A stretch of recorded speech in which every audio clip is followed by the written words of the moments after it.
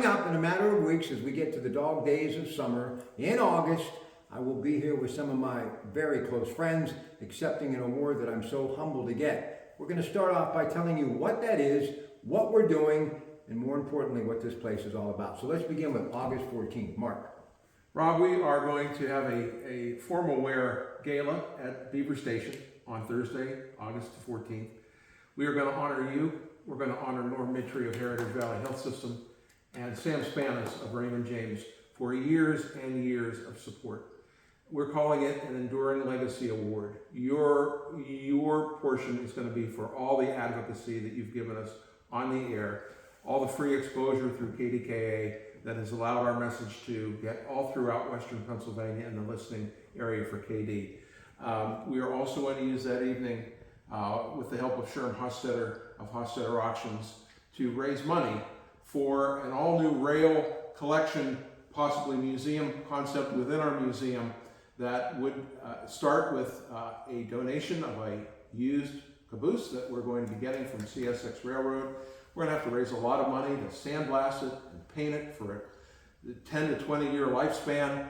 We're going to use it, more than likely use the actual caboose as a rail museum and bring all of our collections of rail related materials, maps, photographs, schematics, and other railroad equipment into the caboose to really help educate the community and railroad buffs really across the tri-state and beyond how much rail was an important part of this community, as you well know. Right. And we're so excited. We're hoping that our members will be supportive in helping us raise the large amount of funds that it's going to need to really do this first class. But one thing that we've always done here is first class.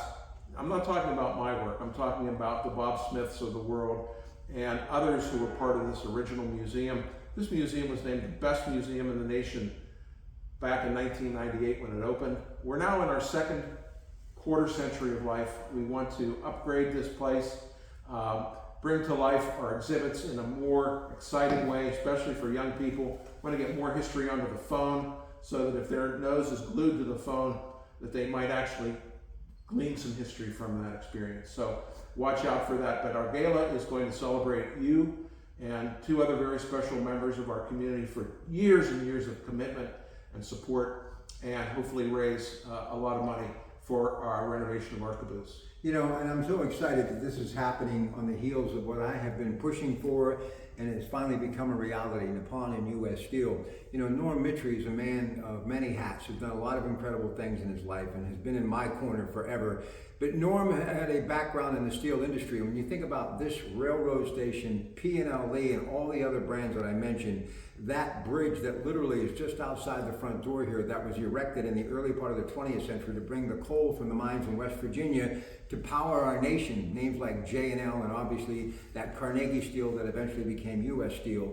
We're all standing under that same tree that is full of a lot of branches, but more importantly, the only way we can continue to pave the way forward for future generations is by never to forget about the shoulders of the giants that we stood on for many generations. And because of Mark and Mr. O'Leary and the late Bob Smith, we have that opportunity now. We have to make the most out of it. How important is this place, you think, for continuing education when it comes to local students and schools throughout this region? Well, Rob, that's a great question. We are working right now with the Beaver Area School District on planning a next phase of field trips that we have in our log house, and we bring students in for a few hours, teach them about what life was like on the frontier, what life would have been like as a kid growing up in 1802 in a log house in the middle of the wilderness.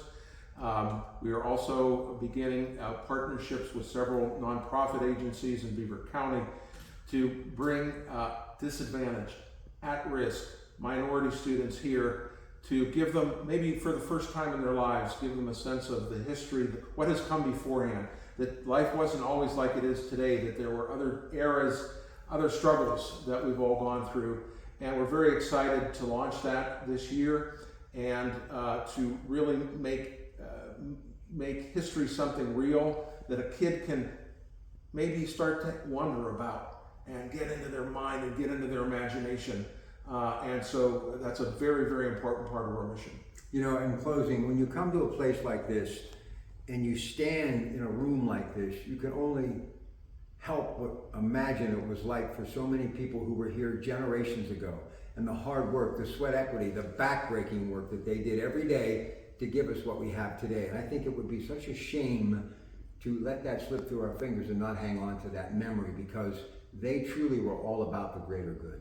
Well, Rob, you know, there's so many pieces of the story. There was a Revolutionary War fort here in Beaver called Fort McIntosh. Right. A lot of people don't know that. We're working on a plan for coming years to kind of bring that back to life a little bit in a more visual way for people that go see it. We have a propeller here that was made during World War II when a plant was built. Today it's Eaton Corporation, but back then it was Curtiss Wright.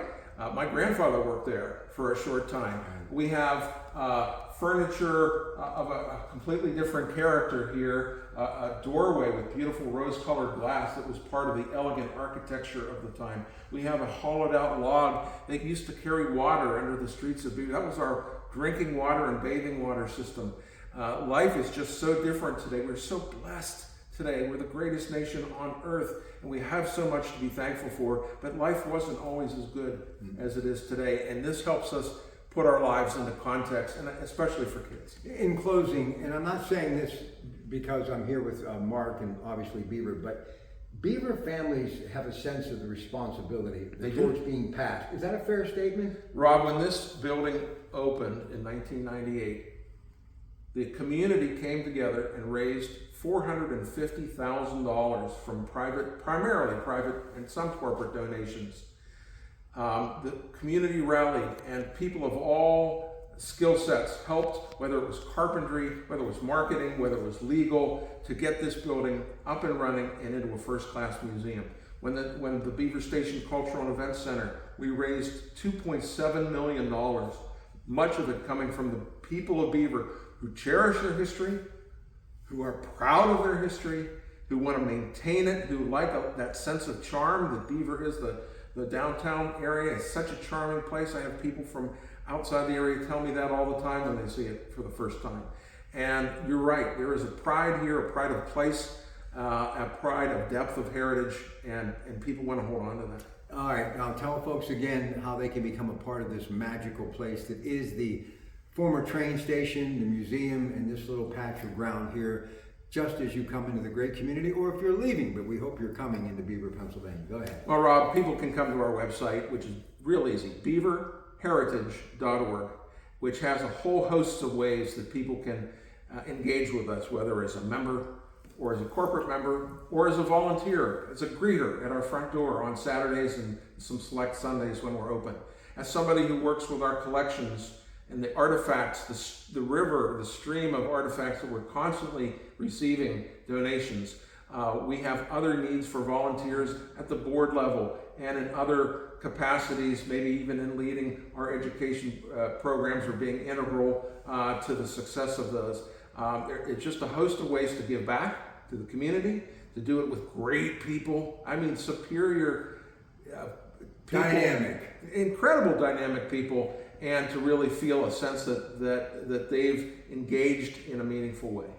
Mark Miner, listen, no one does it better than the folks in Beaver. They understand it's all about paying it forward, and they do it every day their eyes open.